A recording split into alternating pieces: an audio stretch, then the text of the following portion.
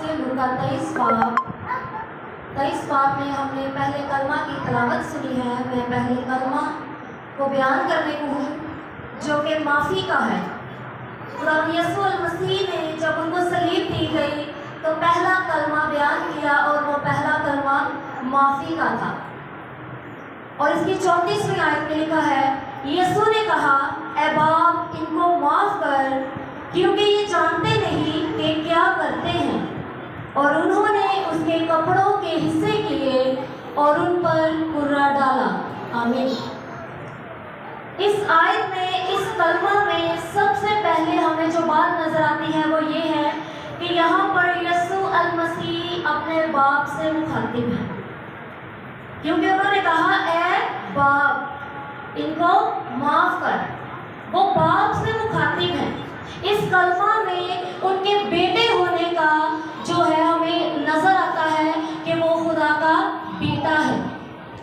और इस कलमा में वो माफी का इजहार कर रहे हैं हमारे लिए कि इनको माफ कर क्योंकि ये जानते नहीं कि क्या करते हैं। इस कलमा में हमें सिफारिश भी नजर आती है कि हमारे लिए, इंसानों के लिए, पूरी दुनिया के लिए, पूरी कौम के लिए सिफारिश की जा रही है कि अब आप इनको माफ कर। गलतियां की हैं, खताएं की हैं, गुनाह किए हैं, बदकारी की है, हर बात के लिए खुदावंद यीशु मसीह जो है सलीब पर हमारे लिए सिफारिश कर रहे हैं, माफी की सिफारिश कर रहे हैं। हमें यहाँ पर नजर आता है अगर कोई बादशाह भी है तो बादशाह के पास कोई भी शख्स है, यहाँ तक कि कोई वजीर भी है तो वो इजाजत लेकर जाता है। और अगर कोई बड़ा अफसर है तो उसके पास भी इजाजत के बगैर कोई नहीं जाता। सिर्फ उसका बेटा जो है वो बगैर इजाजत के कभी भी बादशाह के पास उसके हुजूर में जा सकता है, उससे बात कर सकता है, उससे सिफारिश कर सकता है। इसी तरह खुदावंद यीशु मसीह ने बाप से कहा कि ऐ बाप इनको माफ कर, हमारे लिए सिफारिश की है, हमें माफी का दर्स दिया है। इस कलमा में खुदावंद यीशु मसीह हमारे लिए माफी कर रहे हैं, हमारे लिए खुदा बाप से कह रहे हैं कि ऐ बाप इनको माफ कर। अगर हम पुराने अहदनामा में देखें तो बनी इस्राएल कौम ने गुनाह किया, बदकारी की, अपनी अपनी राहें चुन ली, तो खुदा ने कहा कि मूसा अब तो साइड पे हो जा, अब ये हलाक हो गए, अब मैं इनको बर्बाद कर दूंगा, हलाक कर दूंगा, क्योंकि इन्होंने बदकारी की है, गुनाह किया है। लेकिन मूसा कहता है कि खुदावंद इनको माफ कर, अगर तू इनको माफ नहीं करेगा तो मेरा नाम भी किताबे हयात से मिटा देना। तो खुदा ने अपने बंदा की वजह से, अपने बंदा के वसीला से, अपने बंदा की खातिर बनी इस्राएल कौम को माफ कर दिया, क्योंकि खुदा हमें माफ करता है। और कलाम पाक में लिखा है कि इब्ने आदम को ज़मीन पर गुनाह माफ करने का भी इख्तियार है। जब एक मफलूज को चारपाई पर खुदावंद यीशु मसीह के पास लेकर आते हैं तो खुदावंद यीशु मसीह कहते हैं कि खातिर जमा रख, तेरे गुनाह माफ हुए। तो फकीर फरीसी लोग ये सुनकर अपने दिल में कहते हैं, बल्कि बात करते हैं कि ये कुफर बक रहा है। तो खुदावंद कहते हैं कि इब्ने आदम को जमीन पर गुनाह माफ करने का इख्तियार है, क्योंकि वो जानता था कि इसकी बीमारी किस बाइस है। वो जानता था कि इसकी बीमारी बदनी नहीं बल्कि गुनाह के बाइस है। इसलिए गुनाह की माफी, गुनाह से शिफा होना सबसे पहले जरूरी था और फिर बदनी शिफा का होना जरूरी था। और माफी के साथ जब उसके गुनाह धुल गए तो उसको बदनी शिफा भी मिल गई। हम सब कुरान पाक में दुआए रुबानी पढ़ते हैं, आए हमारे बाप पढ़ते हैं, और हम उसमें इस बात को पढ़ते हैं कि अपने कसूर वालों को क्या करना है, माफ करना है। जब हम अपने कसूर वालों को माफ करेंगे तो हमारा खुदावंद भी हमारे कसूर माफ करेगा। वो तभी हमारे कसूर माफ करेगा जब हम अपने कसूर वालों को माफ करेंगे। हम अपने कसूर वालों को माफ नहीं करते और हम खुदावंद से कहते हैं कि हमारे कसूर माफ कर। पहले हमें एक दूसरे को माफ करने की जरूरत है, फिर हमारे कसूर भी माफ किए जाएंगे।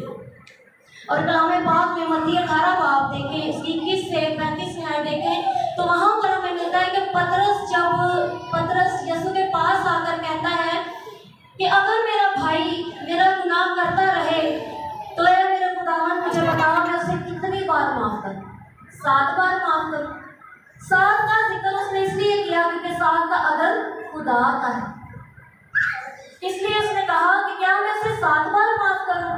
लेकिन खुदावंद यीशु मसीह ने कहा कि 7 बार नहीं बल्कि 70 बार तो उसे माफ कर। 70 बार उसे माफ करने का क्यों कहा गया? इसलिए क्योंकि 7 बार कोई एक बार गुनाह करेगा अपने भाई का, 2 बार करेगा, 3 बार करेगा, जब उसे पता चलता रहेगा कि मेरा इतनी बार गुनाह करने के बायस, गलती करने के बायस, इस शख्स को दुख देने के बायस भी ये मुझे माफ करता ही जा रहा है, तो आखिर वो अपनी गलती और अपने गुनाह करना बंद कर दे। 70 बार वो गुनाह करेगा ही।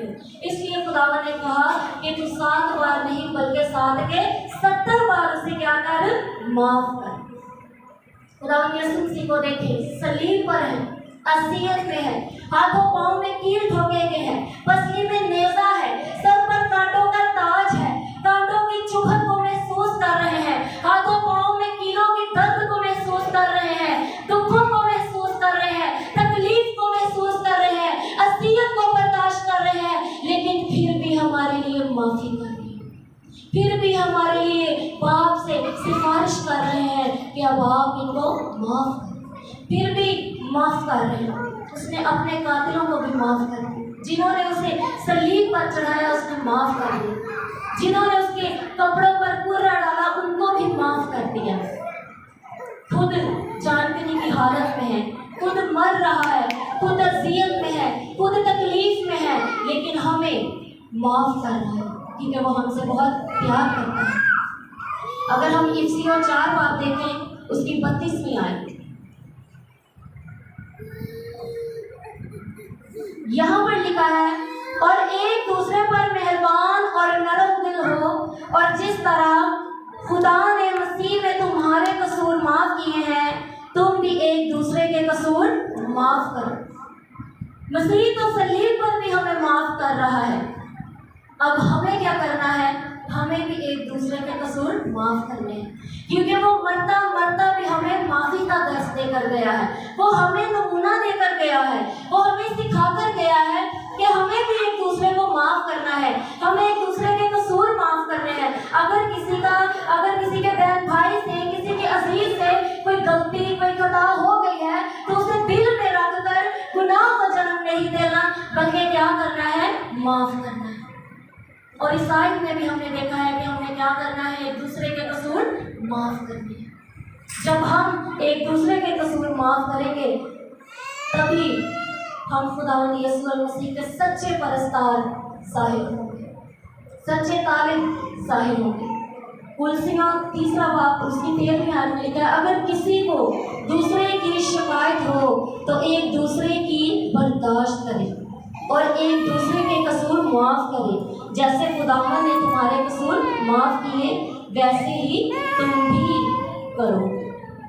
खुदावंद ने जैसे हमारे कसूर माफ किए, मरता मरता भी हमारे कसूर माफ करके गया है, हमारी हर गलती को, हमारे हर गुनाह को, हमारी हर बदकारी को वो सलीब पर माफ कर गया है, शिफायत कर गया है, नमूना देकर गया है, दर्स देकर गया है। और अब हमें भी क्या करना है? जैसे हमारे मसीह ने किया वैसे ही हमें भी एक दूसरे को माफ करना है, एक दूसरे के कसूर माफ करने हैं, क्योंकि कलाम में भी लिखा है कि वैसा ही मिजाज रखो जैसा मसीह यीशु का भी था, और मसीह यीशु तो हर एक को माफ करके गए, और इसी तरह हमें भी एक दूसरे को माफ करना है। खुदा हम सबको बरकत दे।